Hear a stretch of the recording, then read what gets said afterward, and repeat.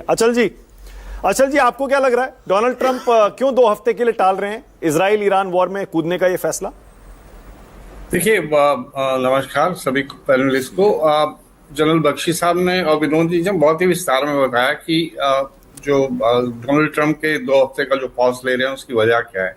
मैं सिर्फ उसमें एक फैक्टर ऐड करना चाहता हूं, और वो ये है कि आज जैसे आप जानते हैं कि ईरान की और फ्रांस, ब्रिटेन और जर्मनी के साथ बातचीत हो रही है। तो मुझे लगता है कि पहली बार डोनाल्ड ट्रंप उन सब कारण वो जो उन्होंने बोले वो सारे वैलिड हैं। ओवर एंड अबव दैट शायद वो डिप्लोमेसी को एक चांस यूरोप के थ्रू देना चाहते हैं, क्योंकि ये तीनों देश इन्वॉल्व थे 2015 के जो joint comprehensive plan of action जब साइन हुआ था ईरान न्यूक्लियर इशू को लेके।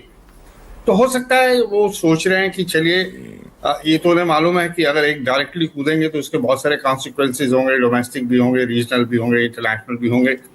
और अगर इस रूट को थोड़ा एक बार आजमा के देख लिया जाए, शायद जो तो ईरान के लिए तो सर ये बड़ी मॉरल विक्ट्री टाइप हो जाएगा ना। नहीं, ईरान के लिए तो मॉरल विक्ट्री, हाँ, आप इसे इस तरह से इंटरप्रेट कर सकते हैं कि वो ये कह सकता है कि अभी तक की जो अमेरिका की जो धमकियां थी वो एम्प्टी वर्ड्स थे, खाली मतलब वो खाली धमका रहा था और अमेरिका के बस का नहीं है। या जो हमने उसके जवाब में ये कह दिया कि हम युद्ध के लिए तैयार हैं, तो ये सब लोग अब डर के पीछे हट गए। देखिए, साइको वार, इन्फो वार, उसको एक साइड पर रख दीजिए। देखिए, हकीकत धरातल क्या, धरातल ये है कि ईरान भी in the heart of heart ये जानता है कि कम से कम उसका न्यूक्लियर प्रोग्राम जो है, सिविलियन न्यूक्लियर प्रोग्राम, वो तो चलता ही रहना चाहिए। और उसकी आड़ में अगर वो कुछ करता है तो एक अलग बात हो जाती है। तो मुझे लगता है कि बाकी सब बातें वैलिड हैं। रशिया की इंटरवेंशन, अमेरिका की अपनी डोमेस्टिक कंपल्शंस और दी नेगेटिव एस्पेक्ट्स ऑफ डायरेक्ट एक किसी वॉर में घुसना, तो थोड़ा हफ्ता 10 दिन हमें देखना पड़ेगा कि ये ईरान और ये 3 देशों के बीच में जो बातचीत हो रही है, कहीं कुछ इसका नतीजा निकलता है या नहीं निकलता।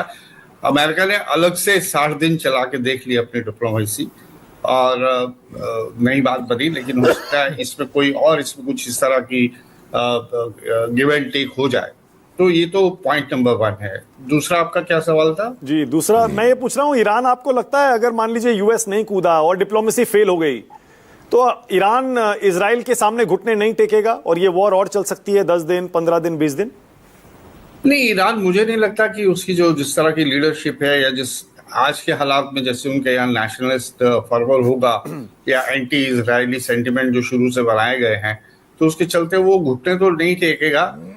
इसका अंजाम क्या होगा, अल्टीमेट रिजल्ट क्या निकलेगा, क्या इजराइल वाकई उसको न्यूट्रलाइज कर पाएगा या नहीं कर पाएगा, अमेरिका की सपोर्ट बनी रहेगी। देखिए, अमेरिका फिर वापस उस पॉलिसी पे जा रहा है कि एक भी अमेरिकन की लाइफ जो है करोड़ों सैकड़ों अफ्रीकन लाइफ से ज्यादा महत्वपूर्ण है। वो एक बीच में अफगानिस्तान को दो रहा था जो अमेरिकन बूट्स। अच्छा अचल जी ठीक है, ओके, बिल्कुल सही है। एक चीज और बताइएगा अचल जी, ये आपको भी लगता है डोनाल्ड ट्रंप जो बार बार हिंदुस्तान को एम्बैरेस करने वाले स्टेटमेंट देते हैं, अब 35 मिनट की बातचीत में पीएम ने तो उनको कह ही दिया भैया कोई मीडिएशन नहीं हुआ, आपको लगता है पब्लिकली भी प्रधानमंत्री को बोलना चाहिए क्या, या फिर जो पीछे से जितना कह दिया उतना काफी है? नहीं, पब्लिकली नहीं तो कम से कम जुलाई पार्लियामेंट में जो सेशन होने वाला है उसमें जब इस मुद्दे को उठेगा तो मुझे लगता है उन्हें खुल के इस बारे में बात करनी चाहिए। ये एक आई थिंक डेमोक्रेसी का एक हिस्सा है। और जिस तरह की जो टेक्स्ट मैंने पढ़ी है उसपे ये अभी जो अब होती है ना सिविलाइज डिप्लोमेसी की जो लैंग्वेज होती है, उस सिविलाइज डिप्लोमेसी की लैंग्वेज में हमने उन्हें कहा है। हमने ये नहीं कहा कि Donald my friend when did I ask your intervention.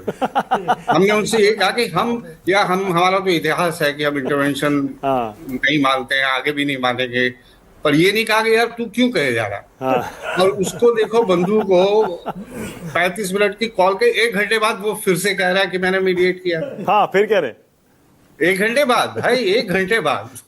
तो आप इसको किस तरीके से देखते हैं? एग्जैक्टली। तो आप हाँ, लिख के लिया बाकायदा।